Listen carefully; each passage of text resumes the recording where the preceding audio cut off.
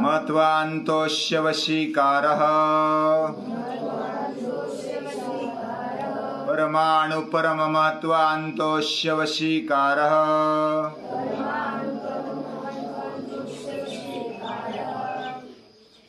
हमारे ऋषियों ने अलग अलग उपाय बताए मन को एकाग्र और सतत विकसनशील रखने के लिए। जो भी उपाय बताए वह शुरुआत से लेकर के जैसे ईश्वर प्रणिधान, ये पहला और बढ़िया उपाय बताया। दूसरा उपाय बताया एक तत्वाभ्यास, एक स्थान पर एक ध्येय पर हमें डटे रहना चाहिए। अगला उपाय बताया चित्त प्रसन्न रखने के लिए हमें व्यवहार कैसे करना चाहिए, किसके साथ कैसा व्यवहार। हमारे जीवन व्यवहार अच्छे है तो हमारा मन भी अच्छा रहता है। अगला उपाय बताया कपालभाति या तो प्राणायाम। उसके आगे वाला उपाय बताया है हमारा मन और इंद्रिय किसी विषय पर लगे रहना चाहता है, उसको वही आदत, वही उसका स्वभाव ध्यान में रखते हुए किसी एक अच्छे विषय को ले लो, योग्य विषय को ले लो और उसी में एकाग्र हो जाओ। अगर वह भी नहीं होता है तो ज्योतिषमती अवस्था को, विषयों का अवस्था को ध्यान में लाओ, यानी ऊंचे विचार मन में लेते रहो। ऊंचा पठन, ऊंचा श्रवण मनन चिंतन करते रहो तो हमारा मन ऊंचाई की तरफ रहता है। ये भी नहीं होता है तो सत्संगति कर लो, जो वितरागी है उसके साथ, उनके साथ बने रहने से हमारा मन, हमारा चित्त वह ऊंचाई की तरफ रहता है, सतत विकसनशील रहता है। ये भी उपाय अगर हमें नहीं आया तो अलग अलग उपाय बताए। हमें जो स्वप्न या तो निद्रा आती है उसके अनुसार हमें अलग अलग दृष्टि से जो स्वप्न, दिव्य स्वप्न होते उनके साथ बने रहकर उसके संकल्प लेकर हमें सपना, जीवन का बड़ा सपना खड़ा करना चाहिए और उसके लिए मेहनत करनी चाहिए। और निद्रा भी एक विशेष है, हमें मिली हुई विशेष देन है, उस पर भी उसके ज्ञान का आलंबन करेंगे तो मन एकाग्र होने लगता है। ऐसे अलग अलग उपाय बताकर जो भी हमें अच्छा लगे, इससे भी अधिक अगर उपाय हम ढूंढ सकते हैं, उससे मन एकाग्र होना चाहिए, मजबूत होना चाहिए, संवेदनशील रहना चाहिए, सतत विकसनशील रहना चाहिए। ऐसा मन होने के लिए जो भी करना पड़े हमें करना चाहिए। जो भी मन को दुर्बल बनाता है और संवेदनहीन बनाता है, नीचाई की ओर लेकर आता है, उसके साथ भी मत रहो। उनके विचारों के साथ, उनकी संगति या तो जो भी ऐसा वातावरण हमें मिलता है उधर थोड़ा सा भी मत ठहरो, अलग सकारात्मक वातावरण में चले जाओ। वो हमें नीचे खींचते हैं, वो विचार हो, भावना हो या तो व्यक्ति हो, वातावरण हो, ये सभी हमें नीचे खींचने वाले अगर है तो उधर हमारा विकास नहीं हो रहा है, हमारा मन दुर्बल बन रहा है। इस प्रकार मन को मजबूत करने के लिए, एकाग्र बनाने के लिए, संवेदनशील बनाने के लिए और सतत विकसनशील रहने के लिए जो भी करना चाहिए वो करना चाहिए। इतना उदार मन करते हुए जो भी आइडियाज, जो भी प्रकार हमें अच्छा लगता है, योग्य लगता है, उसको करना चाहिए। अलग अलग उपाय हो सकते हैं और वो हमें ही तय करना है। जैसे किसी शास्त्रज्ञ ले लो या तो विचारवंत ले लो, गैलीलियो का नाम सुना है। गैलीलियो ने अपना मन लगा दिया आकाश में, तो आकाश में लगाने के बाद वो हर रोज निरीक्षण करता था आकाश का। वो थकता नहीं था, रात दिन वो अपनी नींद हराम कर लेता था लेकिन थकता नहीं था। उसको तो परवाह नहीं लगती थी, अगर निरभ्र आकाश आ गया तो उसको ऐसा लगता है कि अरे वाह, मेरे लिए तो अभी पूरा आकाश खुला है।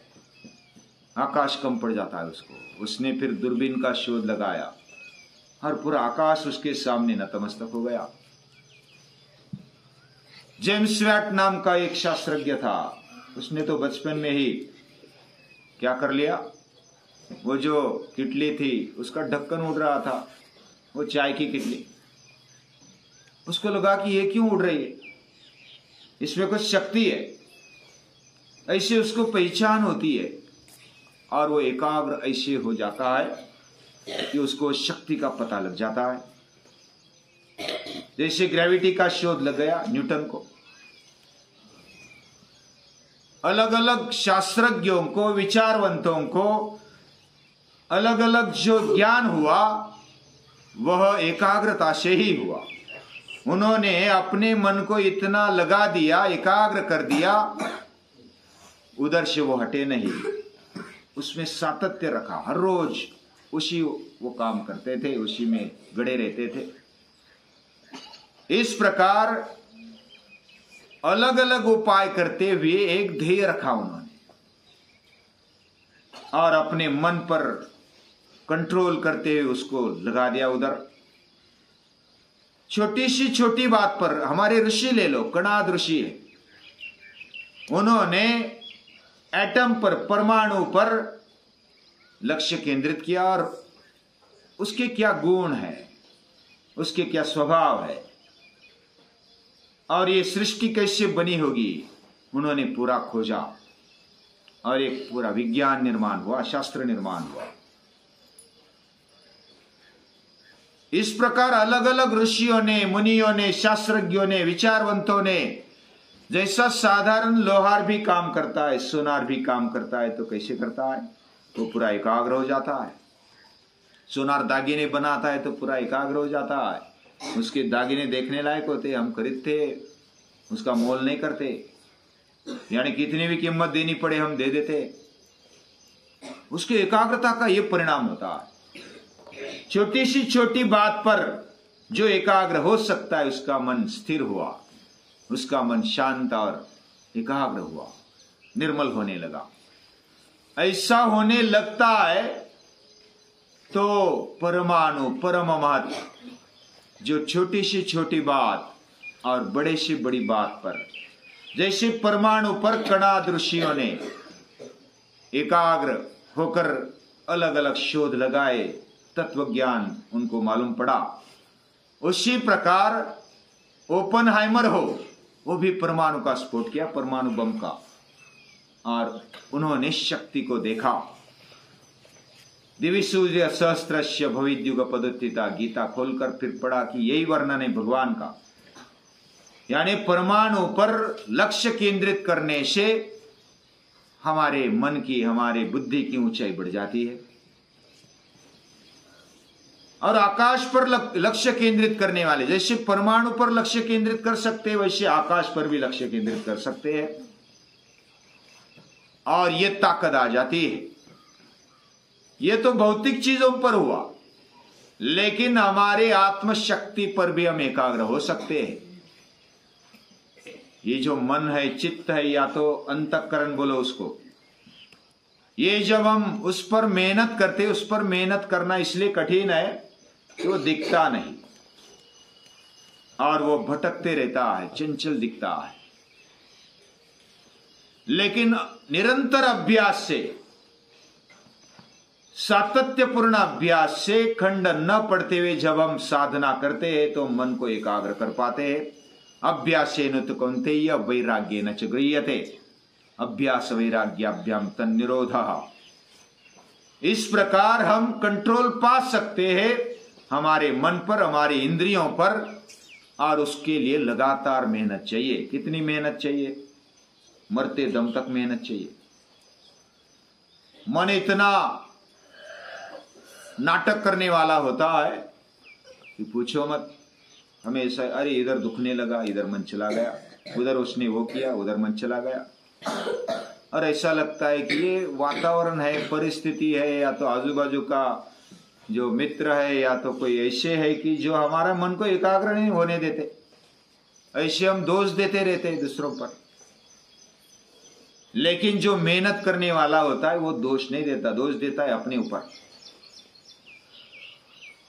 जो आलस्य और प्रमाद को झटका देकर दूर करता है वही आगे बढ़ता है। तमोगुण को दूर करने वाला और रजोगुण से बाहर निकलने वाला, जो सत्व गुण पर स्थिर हो जाता है, सत्व गुण को अपनाता है, वो एकाग्रता की अवस्था में चलने लगता है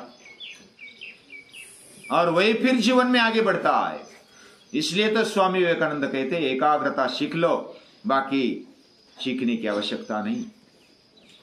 जब हम एकाग्रता, मन की एकाग्रता को सीख लिया तो हमने बहुत कुछ पा लिया, हमारा शिक्षण हो गया समझो। यही तो कठिन बात है। जिधर हम एकाग्र मन कर सकेंगे उधर पूरा हम जान सकेंगे, पूरा ज्ञान प्राप्त कर सकेंगे। तो एकाग्र मन का इतना महत्व है और वो सत्व गुण की शुरुआत है। और जब एकाग्र मन से हम आगे बढ़ते हैं, या तो जिधर हम चाहे उधर एकाग्र हो सकते हैं, तो हमारे वश में आ गया मन। तो ये अलग अलग उपाय करके वश में करो, ऐसे महर्षि पतंजलि बोलते हैं। महर्षि पतंजलि इसलिए महान है कि उन्होंने अपने ऊपर, खुद के ऊपर ये प्रयोग किए। हमारे जीवन का सबसे महत्वपूर्ण अगर कोई भाग है एक्शन लेने वाला, तो वो मन है। इसलिए संकल्प के साथ आगे बढ़ेंगे और हमारे मन को मजबूत बनाएंगे, संवेदनशील बनाएंगे, उसको विकसनशील रखेंगे, जो भी उपाय करना पड़े। और जिधर उपाय नहीं होता वो दिन हमारा फेल गया समझो। जो योगी है या तो मेहनत करने वाला है, उसने यही सोचना चाहिए। ऐसे मेहनत करने वालों को, महर्षि को नमस्कार है।